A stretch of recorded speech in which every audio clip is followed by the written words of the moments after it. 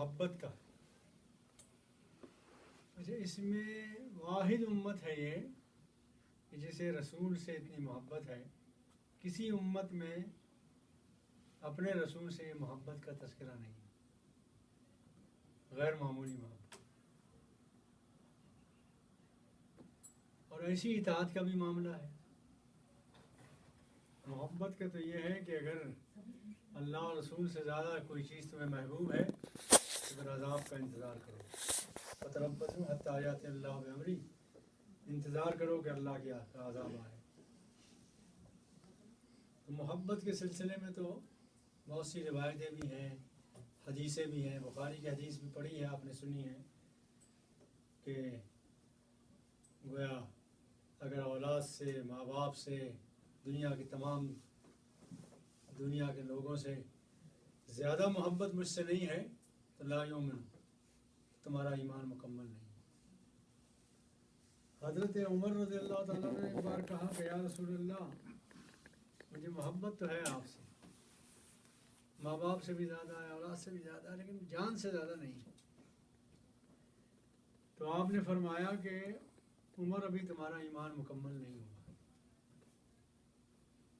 انہوں نے 1 منٹ کا انتظار کیا اور اس کے بعد کہا یا رسول اللہ، اس لمحے سے آپ سے اپنی جان سے بھی زیادہ محبت ہے. تو آپ نے فرمایا اذن، اب ایمان مکمل ہوا ہے. محبت کی بات بتائی، اطاعت کی بات بتائی. اسی ذیل میں ایک حدیث آتی ہے. حدیث یہ آتی ہے کہ ایک صاحب نماز میں نہیں آئے. 1 دن گزر گیا، 2 دن گزر گئے، 3 دن گزر گئے. تو اللہ کے رسول نے پوچھا کہ فلاں صاحب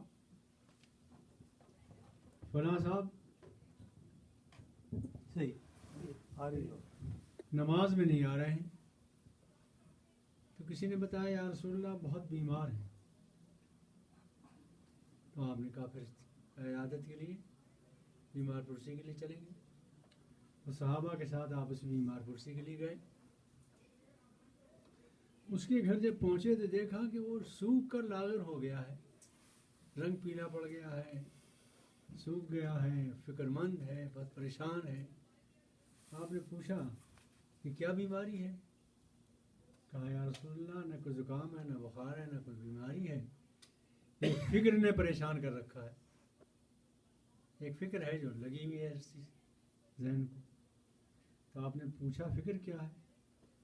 کہا فکر مجھے یہ ہے کہ آپ افضل المرسلین ہیں، سید المرسلین ہیں، تمام انبیاء میں افضل ہیں. جنت میں جو آپ کا مقام ہوگا، جو درجہ ہوگا فردوس میں، وہاں تو بڑے بڑے انبیاء کا گزر نہیں ہوگا، بڑے بڑے صحابہ کا گزر نہیں ہوگا، بڑے بڑے انبیاء کا گزر نہیں ہوگا. تو میں کیسے پہنچوں گا آپ کے پاس؟ اور میں جنت بھی ملی اور آپ نہ ملے تو پھر جنت کا فائدہ کیا ہوا؟ یہ فکر ہے. تو نبی صلی اللہ علیہ وسلم نے فرمایا المرء مع من احب. 2 انگلیاں آپ نے اٹھائیں اور کہا جو انسان جس سے محبت کرتا ہے اس کے ساتھ اس طرح رہے گا قیامت میں. صحابہ کا بیان یہ ہے کہ اس شخص کا چہرہ کھل اٹھا، سب کچھ بھول گیا وہ. یہ صحابہ کے صحیح حدیث میں موجود ہے واقعہ. 2 باتیں ہوئیں، اطاعت، محبت. احترام کی بات میں نے بتائی کہ آپ کی آواز سے اونچی آواز نہ کرو. امام مالک رحمۃ اللہ علیہ قصہ میں نے سنایا تھا کل، کہ گھوڑے پر سواری نہیں کرتے تھے. یہ احترام کا مسئلہ ہوا. چوتھا حق ہے نبی صلی اللہ علیہ وسلم کا نصرت رسول. نصرت رسول یہ ہے کہ ہمیں آپ سے جو محبت ہے وہ اس لیے نہیں ہے کہ آپ عرب میں پیدا ہوئے، اس لیے بھی نہیں ہے کہ آپ آمنہ کی اولاد ہیں، اس لیے بھی نہیں ہے کہ عبداللہ کی اولاد ہیں. یہ رشتے تو نہیں ہے ہمارے. رشتہ یہ ہے ہمارا آپ سے کہ آپ نے ہمیں دین دیا، اسلام دیا ہے، اللہ کی مرضی بتائی ہے نا. تو اس کام میں ہم آپ کے مددگار و معاون نمائندے بنے، ترجمان بنے، تو یہ نصرت رسول کہلاتی ہے. تو 4 حق ہوئے، یاد رہیں گے نا؟ محبت رسول، عظمت رسول، اطاعت رسول، نصرت رسول، یہ 4 حق رسول اللہ صلی اللہ علیہ وسلم کے، اور جو یہیں سے پیدا ہو رہا ہے اسی صورت سے۔ البتہ ایک آیت اور یاد کر لیجئے، یہ سورہ احزاب کی ہے، النبی اولیٰ بالمؤمنین من انفسہم، نبی کی ذات مومنوں کے لیے اپنی ذات سے زیادہ قیمتی، زیادہ افضل ہے، یعنی اپنی جان کی آپ اتنی پرواہ نہ کریں جتنی رسول اللہ کی جان کی پرواہ کریں۔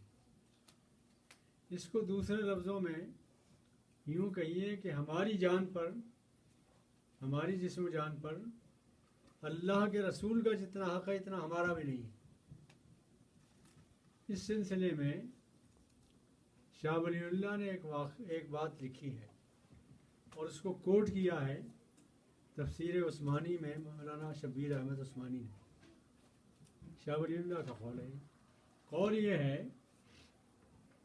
کہ اگر کوئی شخص، کوئی مسلمان اپنے آپ کو آگ میں ڈال کر جلانا چاہے تو یہ جائز نہیں، حرام ہے، خودکشی حرام ہے۔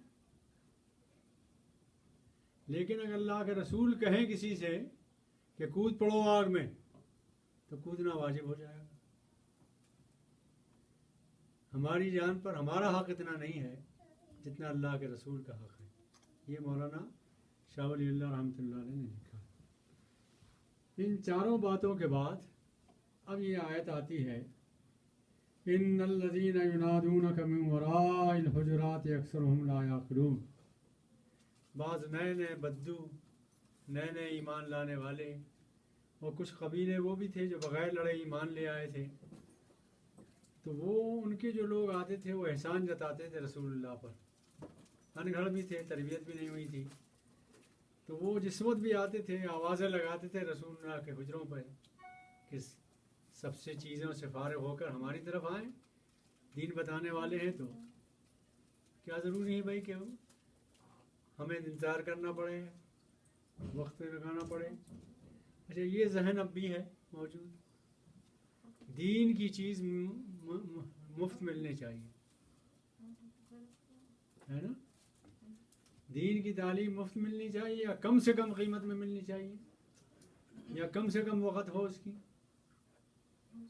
چنانچہ قرآن شریف پڑھانے والا قاری کم ٹیوشن پر مل جائے گا، اور میتھ پڑھانے والا زیادہ قیمت میں ملے گا، انگریزی پڑھانے والا زیادہ قیمت میں ملے گا، امام کی تنخواہ کم ہوگی اور کارخانے کے مینیجر کی تنخواہ زیادہ ہوگی۔ طے حد یہ ہے کہ ہمارا کتابوں کا کام ہے، تو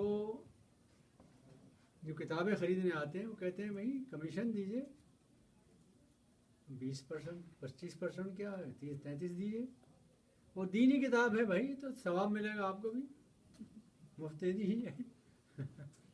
البتہ جوتا خریدنے جائے گا اپنا یا اپنی اہلیہ کا تو پوچھے گا اور بڑھیا نہیں ہے اس سے، ہے نا؟ یہ ہمیشہ سے رہا ہے۔ تو دین کی چیزوں کو کم قیمت میں لینے کی فکر ہوتی ہے۔ آپ دینی درس قرآن شروع کریں یا کوئی اور دینی سیرت کا جلسہ کریں، لڈو بانٹنے کا بھی اعلان کریں، تب بھی لوگ کم سے کم آئیں گے۔ لیکن دلیپ کمار کو بلا کے دیکھ لیجیے، ٹکٹ بھی لگا دیجیے، دیکھیے کیا حال ہوتا ہے نا؟ تو یہ لوگ جو باہر سے آ کر چیختے تھے، چلاتے تھے، ینادونک من وراء الحجرات، حجروں کے باہر سے آواز لگاتے تھے، یا محمد یا محمد، اکثرہم لا یعقلون، اکثر بے عقل بے وقوف ہیں۔ پھر کیا کریں؟ تو ہدایت یہ ہے کہ اللہ کے رسول کا احترام یوں کرو، وَلَوْ أَنَّهُمْ صَبَرُوا حَتَّى تَخْرُجَ إِلَيْهِمْ، باہر بیٹھ کر انتظار کرو، جب رسول اللہ صلی اللہ علیہ وسلم اپنے کسی کام سے باہر خود نکلیں تب اپنی بات رکھو، پوچھو، واللہ غفور الرحیم۔ اب تک جو غلطیاں ہو چکی ہیں اس کو اللہ معاف کر دے گا، لیکن آئندہ یہ کرو۔ یہ آداب ختم ہو گئے، دین کے آداب، اللہ کے آداب، رسول کے آداب تھے، یہ یہاں تک باتیں ختم ہو گئی۔ اللہ تعالیٰ توفیق دے ہمیں کہ ان آداب کا ہم لحاظ رکھ سکیں۔ اب رسول نہیں ہے، رسول کے نمائندے ملیں گے، سکھانے والے ملیں گے، ٹھیک ہے نا؟ اور فرض کیجئے کہ عام طور پر ذہن جاتا ہے اس طرف کہ جو لوگ ہمیں دین کا علم سکھا رہے ہیں وہ بزرگ ہیں اور وہ بڑے لوگ ہیں، مگر ایسا نہیں ہے۔ جو فن بھی جو سکھا رہا ہے آپ کو وہ بڑا ہے، آپ کا عظیم ہے، آپ سے عظیم تر ہے۔ اس میں اگر اسلام شامل ہے تو سبحان اللہ، اور آگے کی بات ہے، ورنہ جو بھی سکھا رہا ہے، کوئی فن بھی سکھا رہا ہے، آپ سے بزرگ تر ہے وہ، اس کا احترام کریں۔ مشرقی زندگی میں بھی یہ بات موجود ہے، احترام کیا جاتا ہے، کرتے ہیں۔ ایک کوفے میں ایک شخص آیا، وہ جھاڑو دیتا تھا سڑک پر، تو امام ابو حنیفہ اس کے لیے کھڑے ہو گئے۔ وہ جھاڑو لگاتا تھا سڑک پر، امام ابو حنیفہ وہ آیا تو وہاں کھڑے ہو گئے۔ تو لوگوں نے پوچھا، ابو امام صاحب یہ تو جھاڑو لگانے والا آدمی ہے۔ کہا اس سے میں نے ایک مسئلہ پوچھا تھا، ایک دن سیکھا ہے میں نے اس سے ایک امام۔ کہا اس سے میں نے یہ پوچھا کہ کتا بالغ کب ہوتا ہے؟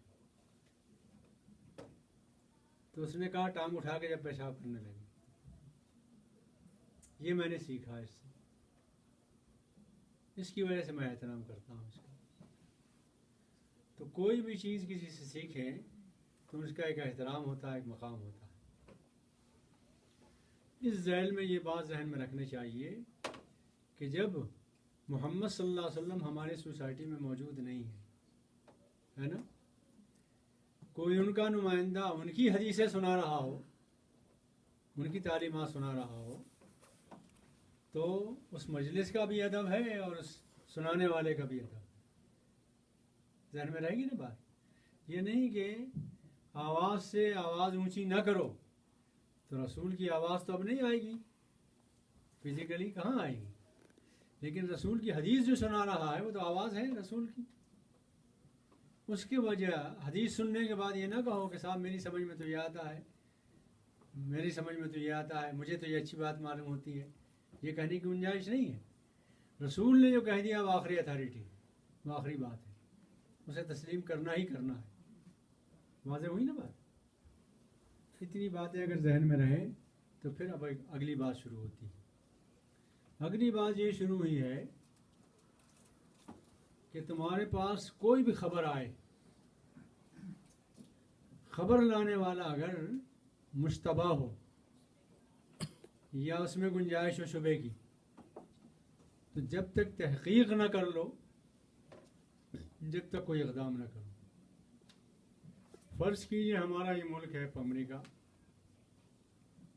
امریکہ کے صدر کو اطلاع ملی کہیں سے کہ صاحب فلاں ملک آپ پر بمباری کرنے والا ہے، حملہ کرنے والا ہے، تو محض اس خبر کو کافی نہ سمجھیں، اور جب کہ اس میں شبہات بھی ہوں، بلکہ خبر کی تحقیق پہلے کر لیں کہ خبر صحیح بھی ہے کہ نہیں، ورنہ اگر فرض کیجئے کہ اس خبر ہی پر کوئی اقدام کر بیٹھے تو بعد میں پچھتاوا ہوگا۔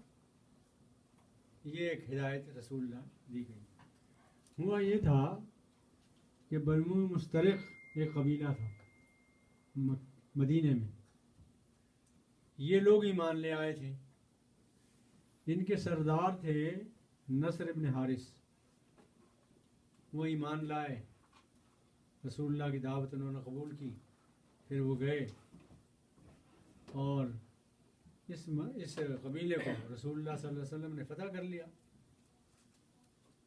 تو نبی صلی اللہ علیہ وسلم سے وعدہ کیا نصر حارث نے کہ میں جا کے دعوت بھی دوں گا لوگوں کو، اسلام بھی پہنچاؤں گا اور زکوٰۃ بھی وصول کروں گا، آپ فلاں تاریخ کو بھیج دیں کسی کو۔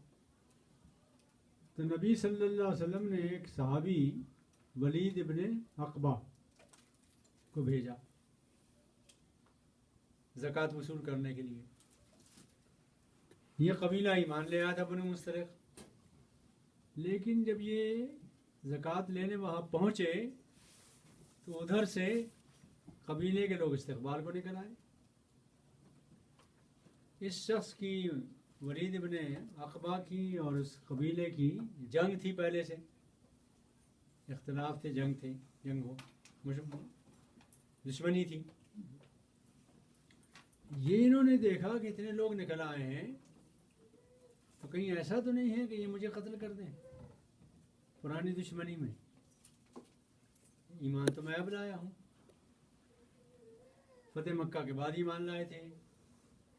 انہوں نے بجائے اس کے کہ تحقیق کرتے وہیں سے واپس ہو گئے، اور واپس جا کر نبی صلی اللہ علیہ وسلم سے یہ کہا کہ صاحب وہ تو مجھے قتل کرنے آئے تھے اور زکوٰۃ وکات دینا نہیں ہے انہیں کچھ۔ تو نبی صلی اللہ علیہ وسلم نے خالد بن ولید کو یہاں سے بھیجا کہ جا کے تحقیق کرو، اس لیے کہ مشتبہ معلوم ہوئی بات خبر۔ تو ہدایت یہ ہے، یا ایھا الذین آمنوا، اے ایمان والو، اگر کوئی مشتبہ آدمی، فاسق آدمی کوئی خبر لائے تو اس کی تحقیق پہلے کر لو۔ ایسا نہ ہو کہ تم کسی قوم پر حملہ کر بیٹھو نادانی میں، نادانستگی میں، معلومات کے بغیر، فتصبحوا علی ما فعلتم نادمین، اور بات کو اس پہ شرمانا پڑے، اس لیے تحقیق کر لیا۔ البتہ یہاں ایک لفظ ہے بنبئن، کوئی بڑی خبر ہو، کوئی بڑی خبر لائے کوئی جس کا دور رس اثر ہو۔ ایسا نہیں ہے کہ کسی کے لیے کوئی تحفہ لے آئے اور یہ کہے کہ صاحب میں یہ تحفہ لایا ہوں، فلاں نے دیا ہے آپ کو، اب آپ تحقیق کرنے بیٹھے کہ فلاں نے دیا بھی ہے کہ نہیں دیا ہے، یہ سب ضرورت نہیں ہے۔ واضح ہوئی نا؟ یا کسی کے گھر آپ جائیں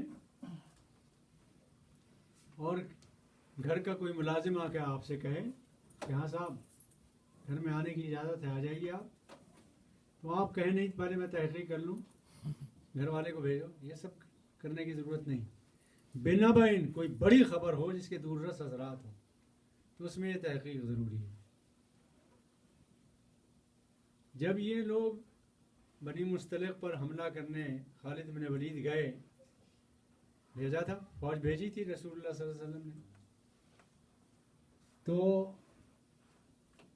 یہاں یہ مشورہ ہو رہا تھا، رسول اللہ کہہ رہے تھے کہ بھیجیں کہ نہ بھیجیں، تو کچھ لوگوں نے مشورہ دیا کہ بھیج دیجئے، کچھ لوگوں نے مشورہ دیا کہ نہ بھیجیے۔ نبی صلی اللہ علیہ وسلم کی رائے یہ تھی کہ نہ بھیجیں ابھی، مگر صحابہ زور لگا رہے تھے، تو کہا یہ گیا صحابہ کرام سے کہ جو گروہ آگے بڑھ بڑھ کر رائے دے رہا تھا کہ صاحب بھیج دیجئے، بھیج دیجئے، بھیجنا چاہیے، کیوں انہوں نے انکار کیا ہے؟ حالانکہ انکار کچھ نہیں کیا تھا۔ تو ان کو یہ بتایا کہ ابھی تو تم سن چکے ہو کہ اللہ کی رائے، اللہ رسول سے آگے بڑھ بڑھ کر رائے نہ دو، اللہ کے رسول سے آگے بڑھ بڑھ کر رائے نہ دو، بلکہ ان کی رائے سنو۔ وَاعْلَمُوا أَنَّ فِيكُمْ رَسُولَ اللَّهِ، تم جان لو کہ تمہارے درمیان اللہ کے رسول موجود ہیں۔ اگر وہ اطاعت کرنے لگے بہت سے معاملات میں تمہاری، تو تم گمراہ ہو جاؤ، بہت سے مشکلات میں پڑ جاؤ۔ اس لیے ان کو اپنی رائے پر نہ چلاؤ، ان کی رائے پر چلنے کی کوشش کرو۔ اور صحابہ کرام کے بارے میں نبی صلی اللہ علیہ وسلم نے یہ فرمایا، یہ بات یاد رکھیے گا، صحابہ کرام کا مقام یہ ہے، یہ تمام صحابہ کرام کا ہے، اور یہ ذہن میں رہنا چاہیے، اس لیے کہ صحابہ کرام کی شان میں بھی گستاخی کے بارے میں نبی صلی اللہ علیہ وسلم نے فرمایا خطبے میں، موذی ابغضہم، یہ حدیث سناتے ہیں خطبے میں، آج کل کم سنا رہے ہوں گے مگر سنا رہے ہیں، سناتے ہیں، اس لیے کہ اب تو خطبہ میں وہ روایتیں جو ضروری ہیں وہ نہیں سناتے، اور جو غیر ضروری مسائل ہیں ان پر آدھا گھنٹہ پون گھنٹہ لگاتے ہیں، اور نماز مختصر سی پڑھا دیتے ہیں۔ نبی صلی اللہ علیہ وسلم نے فرمایا جس کی نماز مختصر اور خطبہ طویل ہے، ما فی مخ، اس کے سر میں بھیجا نہیں ہے، دماغ ہے ہی نہیں گویا اس کے پاس۔ عبداللہ بن مسعود رضی اللہ تعالیٰ عنہ نے فرمایا کہ خطبہ مختصر رکھو اور نماز طویل پڑھو، مگر آج کل آپ نے دیکھا ہوگا نبی صلی اللہ علیہ وسلم کا کوئی خطبہ 5 منٹ سے 10 منٹ سے زیادہ کا نہیں ہے، مگر آج کل کے خطبے جو ہیں وہ پون گھنٹے کے، 1 گھنٹے کے، آدھے گھنٹے کے۔ تو اہتمام کرنا چاہیے کہ خطبے میں خطبہ مختصر ہو اور صرف وہ معقول باتیں ہوں جو حدیث و قرآن کی مستند باتیں ہیں، جس میں کوئی اختلاف نہیں ہے، وہ باتیں سنیں، اللہ یہ کہ کوئی ہدایات دینا ہو، وہ الگ مسئلہ ہے۔ تو صحابہ کا یہ مقام یاد رکھیے، وَلَٰكِنَّ اللَّهَ حَبَّبَ إِلَيْكُمُ الْإِيمَانَ، مگر اللہ نے محبوب بنا دیا ہے تمام صحابہ کرام کے دلوں میں ایمان کو، ایمان کو ان کے نزدیک محبوب بنا دیا، محبت دی ہے ایمان کی۔ وَزَيَّنَهُ فِي قُلُوبِكُمْ، اور آراستہ کر دیا اس ایمان کو ان کے قلوب میں، جما دیا ہے، آراستگی بخشی ہے دلوں کو ایمان سے، سجا دیا ہے ایمان کو۔ وَكَرَّهَ إِلَيْكُمُ الْكُفْرَ وَالْفُسُوقَ وَالْعِصْيَانَ، اور کفر، فسوق اور گناہ یہ بہت مکروہ ہے ان کے نزدیک، اس سے پاک ہیں ان کی زندگیاں، محبوب ہے ایمان اور اس سے ان کی زندگیاں پاک ہیں۔ مگر یہ جو ملا ہے ان کو، اللہ کی نعمت ملی ہے کہ کفر ان کے نزدیک، عصیان ان کے نزدیک، فسوق و گناہگاری ان کے نزدیک، معصیت ان کے نزدیک، نافرمانی ان کے نزدیک بہت کڑی چیز ہے، ناگوار چیز ہے، یہ بے وجہ نہیں ملی ہے، اس لیے ملی ہے کہ وہ صحابہ کرام ہیں محمد صلی اللہ علیہ وسلم۔ واللہ علیم حکیم، اور اللہ جانتا ہے کہ کس کو کیا نعمت ملنی چاہیے۔ تو چونکہ یہ اللہ کے رسول کے ساتھی ہیں، ہر وقت کے ساتھی ہیں، ان کو دیکھ رہے ہیں، برت رہے ہیں، ان پر ایمان رکھ رہے ہیں، ان کی موجودگی میں ایمان ہے ان کا، اس لیے اللہ تعالیٰ نے یہ مقام بلند ان کو دیا ہے۔ یہ صحابہ کرام کا مقام ہے جو ہمیں نظر میں رکھنا چاہیے، اور ان سے محبت، دین سے محبت ہے، ان سے محبت رسول سے محبت ہے، ان سے محبت خدا سے محبت ہے، ان کی شان میں کوئی گستاخی کرنے کی کوئی گنجائش نہیں۔ یہی وجہ ہے کہ ہم جب بھی کسی صحابی کا نام لیتے ہیں، خاتون کا نام لیں یا مرد کا نام لیں، رضی اللہ عنہا، رضی اللہ عنہ، اللہ ان سے راضی ہو، اللہ ان سے راضی ہو، وہ اللہ سے راضی ہو، رضی اللہ عنہم رضوا عنہ، یہ کہتے ہیں، لازماً کہتے ہیں۔ اور یہ سورہ فتح میں کلیئر کٹ اللہ تعالیٰ نے کہا کہ ان سب صحابہ کرام سے اللہ راضی ہے۔ لقد رضی اللہ عن المؤمنین، وہ تمام مومن جنہوں نے صلح حدیبیہ میں بیعت کی اللہ کے رسول کے ہاتھ پر، ان سے اللہ راضی ہے۔ ٹھیک،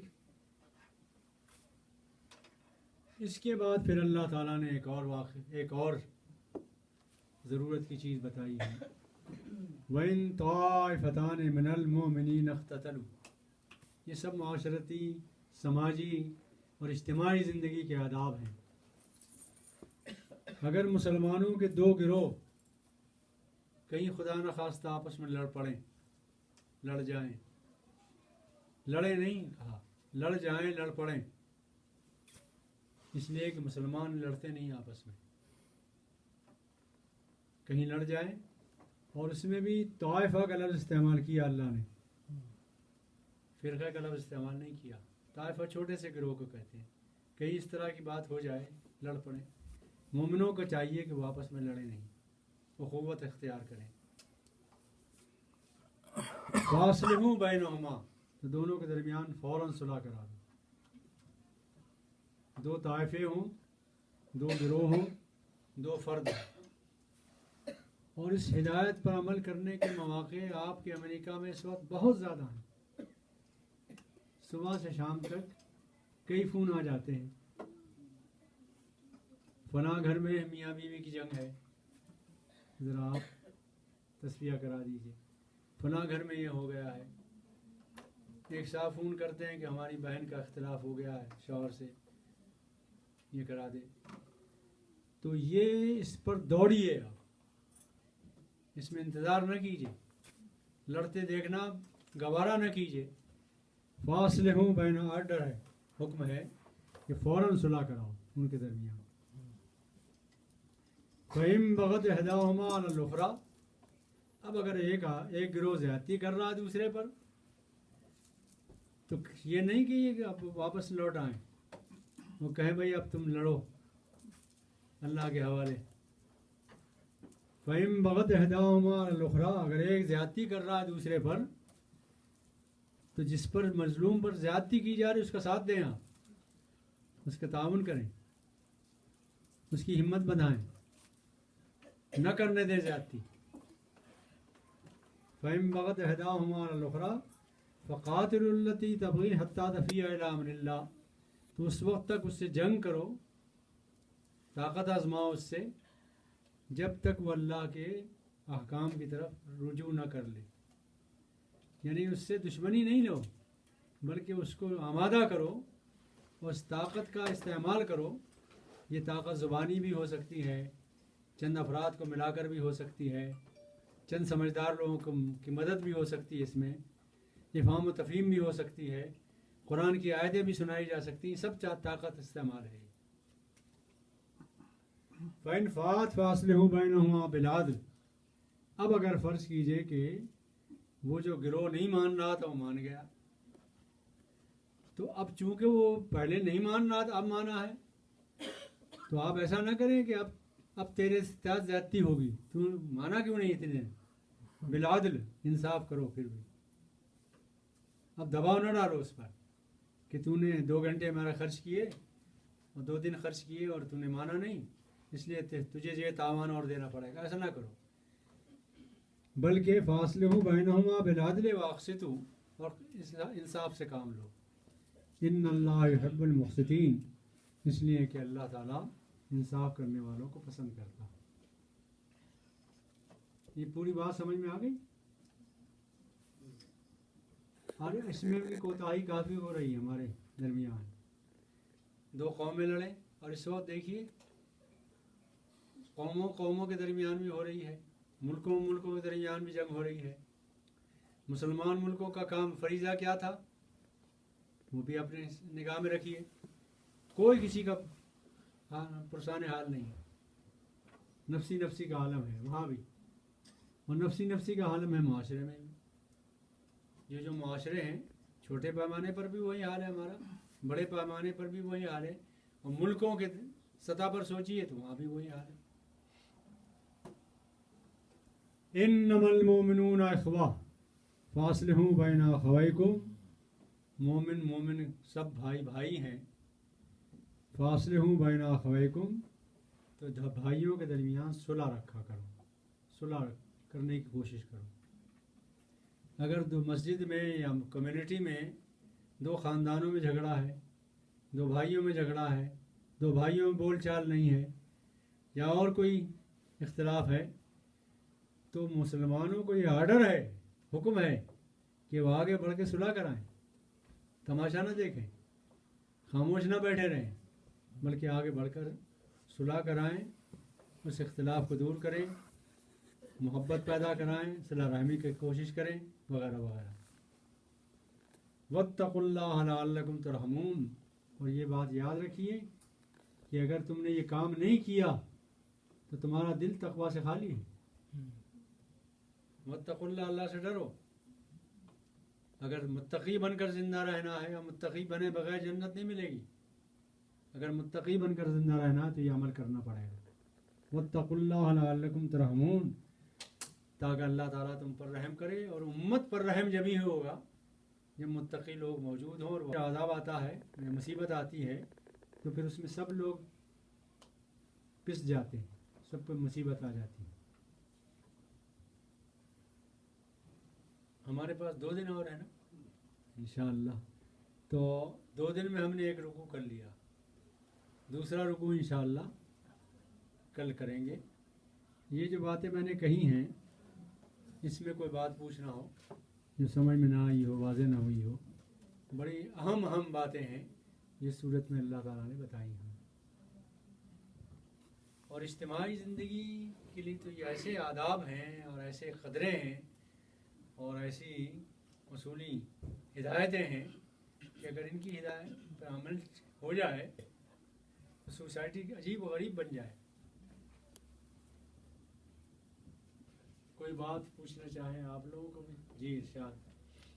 السلام علیکم مولانا صاحب. میں پوچھنا چاہ رہی تھی کہ جیسے آپ نے بتایا نبی کریم صلی اللہ علیہ وسلم سے محبت اور صحابہ کرام سے محبت ظاہر ہے ہمارے ایمان کا حصہ ہے، لیکن میں یہ پوچھنا چاہ رہی تھی کہ مطلب کس حد تک ہو کہ بدعت میں نہ داخل ہو، یا بدعت سے کیا اس کا وہ ہے؟ کیونکہ اکثر چیزوں کو جیسے ہم بزرگوں کے لیے کبھی کھڑے ہوتے ہیں تو کہتے ہیں کہ نہیں یہ بدعت ہے. نہیں ایسا ہے، کبھی بزرگوں کے لیے کھڑا ہونا، ایک حدیث میں ہے، کہیں روایت ہے کہ نبی صلی اللہ علیہ وسلم کہیں آئے کسی جگہ، لوگ کھڑے ہو گئے، مجلس پوری کھڑی ہو گئی تو آپ نے منع کیا. لیکن کسی وقت کھڑے ہو جائیں تو یہ احترام ضروری ہے، کم سے کم اپنے بزرگوں کا، جو عمر میں بڑا ہو، علم میں بڑا ہو، گنجائش ہے اس کی. ٹھیک ہے نا؟ آگے آگے نہ چلیں بزرگوں کے پیچھے پیچھے. ابھی میں نے حدیث سنائی تھی، آپ آئی تھی نہیں اس وقت؟ جی جی میں ہاں، تو جو حدیث میں نے سنائی تھی ابو ہریرہ رضی اللہ تعالیٰ عنہ کی، اس میں بھی یہ ہدایت ہے کہ باپ سے آگے نہ چلو، نام لے کے نہ پکارو، ان سے پہلے نہ بیٹھو. یہ سب ہدایتیں ہیں نا. تو یہ مشرقی تہذیب میں کچھ چیزیں باقی ہیں ہمارے یہاں، وہ اسلام سے ہی آئی ہیں. کچھ کلچر میں اضافہ ہو گیا ہے، وہ اضافہ نہ کریں آپ. لیکن یہ کہ جس حد تک اگر نبی کریم صلی اللہ علیہ وسلم کا جیسے منہ مبارک آتا ہے یا تو اس کی زیارت وغیرہ کے بارے میں کیا لگتا ہے؟ دیکھیے، اول تو نبی صلی اللہ علیہ وسلم کا منہ مبارک ہو یا پگڑی ہو یا کوئی اور چیز ہو، یقینی طور پر تو کہہ نہیں سکتے کہ یہ منہ مبارک ہے کہ نہیں ہے. ٹھیک ہے نا؟ لیکن اس کی طرف اشارہ کر کے یا اس کو دیکھ کے منہ پھیر لینا یا کہنا وہ یہ پتہ نہیں ہے کہ نہیں ہے، کوئی ایسا عمل بھی نہ کریں، خاموش رہیں. ٹھیک ہے نا؟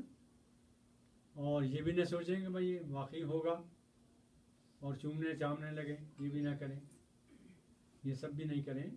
لیکن اس کی بے حرمتی بھی نہ کریں، کوئی ایسا لفظ بھی نہ کہیں، ہو سکتا ہے کہ ہو اور ہو سکتا ہے کہ نہ ہو. اور بہت سی جگہ تو بناوٹی ہے وہ واقعی. یہ کدل میں تھا نا، کشمیر سری نگر کدل میں پڑھا ہوگا نا آپ نے.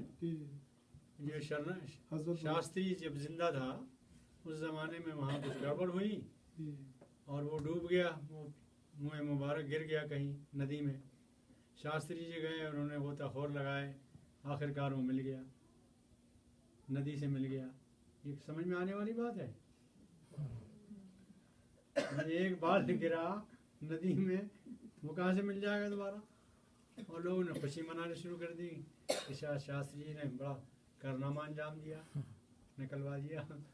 تو عام طور پر تو ہوتا یہی ہے، لیکن چونکہ شبہ ہے کہ ہو سکتا ہے یہ پگڑی رسول اللہ صلی اللہ علیہ وسلم کی ہو، یہ تلوار رسول اللہ. اس میں نا آپ تو گئے نا وہاں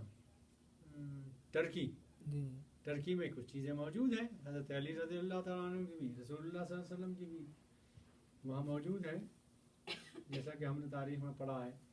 تو اس کی بے حرمتی بھی نہ کریں، کوئی ایسا لفظ بھی نہ کہیں، اور جس کے بارے میں ان کی حد تک ہو جائے کہ یہ واقعی ان کی ہے تو پھر ظاہر ہے کہ چوم بھی لیں تو کوئی حرج نہیں.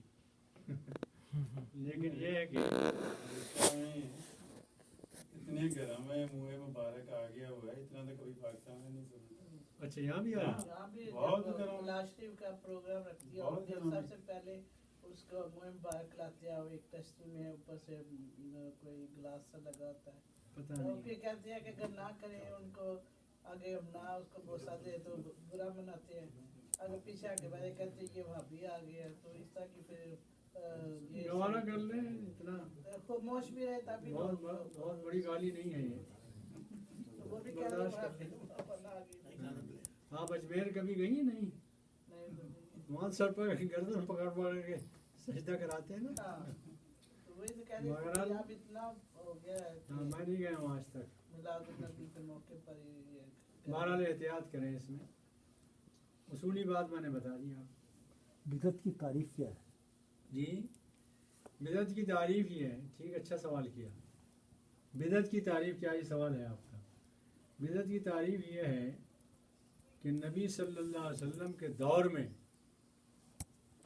کوئی کام ہو سکتا تھا، ضرورت تھی، حالات بھی تھے اس کے، لیکن پھر نہیں کیا رسول اللہ صلی اللہ علیہ وسلم نے، اور اب ہم کر رہے ہیں، تو وہ بدعت ہے. لیکن کوئی ایسا کام جو اس زمانے میں تھا ہی نہیں، نہ ضرورت تھی، نہ حالات تھے، کوئی بات تھی نہیں. مثال کے طور پر مسلمانوں میں باہم دو فرقوں میں جنگ رسول اللہ کے زمانے میں نہیں ہوئی نا، وہاں سے کوئی مثال نہیں ملتی. اب ہو رہی ہے، حضرت علی رضی اللہ تعالیٰ کے دور میں ہوئی، تو اس کی کوئی دلیل وہاں سے نہیں پکڑ سکتے، اس کی دلیل تو بعد میں پکڑیں گے نا. اسی طرح کوئی کام ایسا ہے کہ اس زمانے میں اس کا داعیہ نہیں تھا، ضرورت نہیں تھی، حالات نہیں تھے، ایسا کوئی داعی بھی موجود نہیں تھا، اور وہ چیزیں بھی نہیں تھیں، تو مثال کے طور پر ہوائی جہاز نہیں تھا. اب ہمیں اجتہاد کرنا پڑے گا کہ نماز پڑھیں کہ نہ پڑھیں. اب ہم نے نماز پڑھنا شروع کی، آپ کہیں کہ صاحب بدعت کر رہے ہو، زمین چاہیے سجدے کے لیے، اور سجدے زمین ہی پہ ہو سکتا ہے، کسی اور جگہ ہو نہیں سکتا. یہ لکھا نا کہ فقہ کی کتابوں میں، تو وہاں کیسے ہو جائے گا؟ سوال یہ ہے کہ چونکہ یہ موقع تھا نہیں وہاں، اس لیے سمجھ میں نہیں آئی بات. اب ہو سکتا ہے، اب چیزیں سامنے آئیں تو اجتہاد ہوگا اس میں. اگر کوئی اجتہاد یہ کرتا ہے کہ صاحب ہوائی جہاز میں ہم سجدہ کر لیں ہو جائے گا، تو یہ حق بھی ہے اسے، اور کوئی یہ کرتا ہے کہ کسی چیز کو بدعت نہیں کر سکتے، دونوں صحیح ہے. ٹھیک ہے نا؟ اس لیے کہ اب آئندہ یہ بھی ہو سکتا ہے کہ جیسے کہ مریخ پہ ہمارے ہندوستان والے پہنچ گئے، مریخ پہ پہنچے ہیں نا، جی اور چاند پہ بھی پہنچنے کا اندیشہ ہے کسی وقت، اور کسی وقت پہنچ گئے، الاٹمنٹ بھی کرا لیا کسی صاحب نے، اور زمین بھی لے لی، وہاں مکان بنا لیا. اب سجدہ تو کریں گے وہاں نا، نماز تو پڑھیں گے، سوچیں گے اس وقت کیا ہوتا ہے. یہ حالات اس وقت نہیں تھے، ضرورت نہیں تھی اس وقت. جی اور کوئی بات؟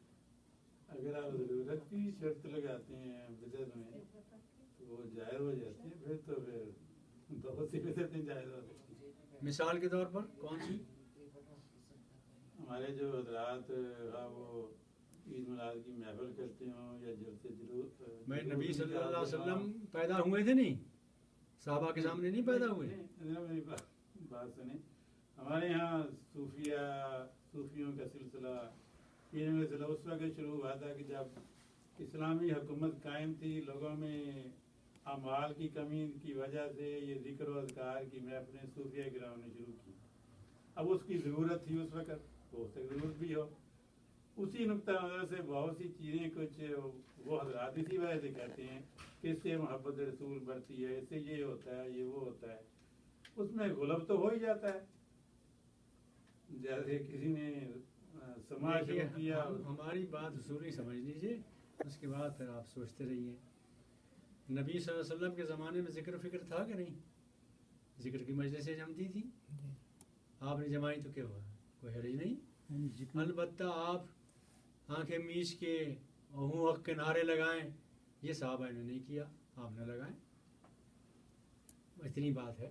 لیکن جتنا اس دور میں تھا وہ آپ کریں، اس میں کوئی قباحت کی بات نہیں. آپ مسجد میں گئے، ایک ذکر کی مجلس تھی، اللہ کا ذکر کر رہے تھے لوگ، ایک مجلس علم کی تھی، آپ علم والے میں بیٹھے، ذکر والے میں نہیں بیٹھے. البتہ کہا آپ نے یہ کہ دونوں ٹھیک کر رہے ہیں، دونوں مناسب ہیں، ٹھیک ہے نا. انڈیویجول ذکر کر رہے تھے، ہاں کلیکٹیولی ذکر نہیں کر رہے تھے، اللہ نہیں، ایسا تو کوئی نہیں تھا. دیکھیے ذکر یہ بھی ہے کہ میں آپ کے سامنے یہ بیان کروں کہ اللہ وہ ہے جس نے ایک بوند سے ہمیں پیدا کیا، بڑی احسانات ہیں اس کے، کرم ہے اس کا. پھر یہ ذکر کروں آپ سے کہ آپ کو انسان بنایا اللہ نے، کتنا بڑا کرم ہے. یہ ذکر ہے نا اللہ کا، اس کو بھی ذکر کہتے ہیں.